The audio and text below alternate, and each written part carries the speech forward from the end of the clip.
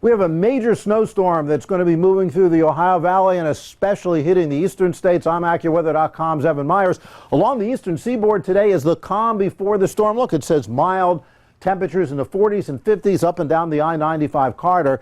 Meanwhile, out here in the Ohio Valley in the Midwest, you can see there is this kind of swath of snow that extends all the way from Iowa eastward into portions of Ohio.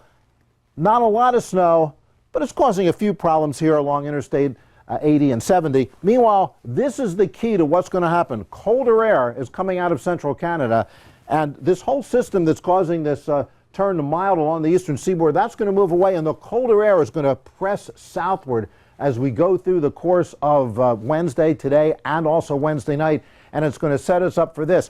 A storm system that's going to rapidly develop off the eastern seaboard, and look at this. Blizzard. Mild today in the 40s and 50s, a blizzard tomorrow. We're going to get more into that as we go through here. But look at this arrow out of central Canada. Well, the arrow represents the cold air that's coming out of central Canada.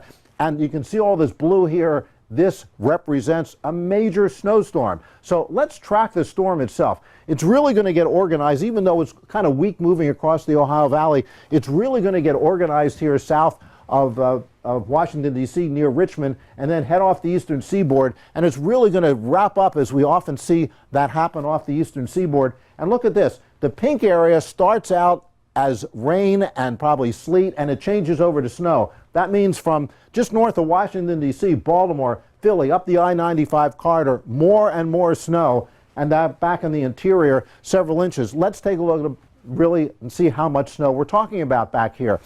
The heaviest snow is going to be from the Poconos in northeastern Pennsylvania across portions of southern New England, including New York City. What are we talking about? Well, we may be talking about 6, 8, 10 inches of snow in New York City and a full-scale blizzard in some areas in the northern and western suburbs where there could be more than a foot of snow. In the Philadelphia area, we may get 3 to 6 inches of snow. Maybe Baltimore, 2 to 4 inches. And then you can see back across the Pennsylvania Turnpike, across Interstate 80, across northern portions of Pennsylvania, Interstate 81. All these places are going to get a lot of snow. And when's it going to happen? It's going to hit at rush hour, or probably just before rush hour, on Thursday morning. So if you're one of those folks that has to get to work early, maybe 5 or 6 in the morning, when you head to work, maybe 4 in the morning, things aren't doing very much of anything. The roads are clear.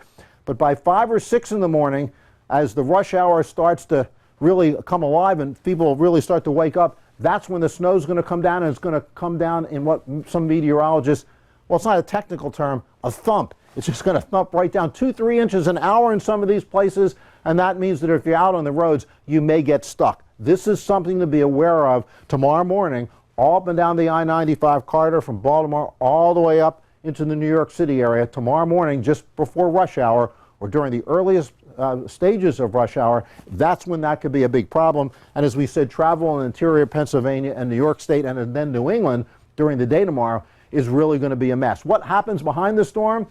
Brisk and cold. The storm moves off the eastern seaboard. The air continues to come out of Canada, and it is going to be a cold day on Thursday and Friday. Those 2 days are going to be cold because this is the overall picture. Look at this. The jet stream really dives southward here out of central Canada right into the eastern states. It's not going to last that long, though. That's the good thing. We're going to see melting as this ridge of high pressure builds in sometime later in the weekend or early next week. But certainly we're going to have a major winter storm on our hands, and you're going to be able to follow it right here on AccuWeather.com.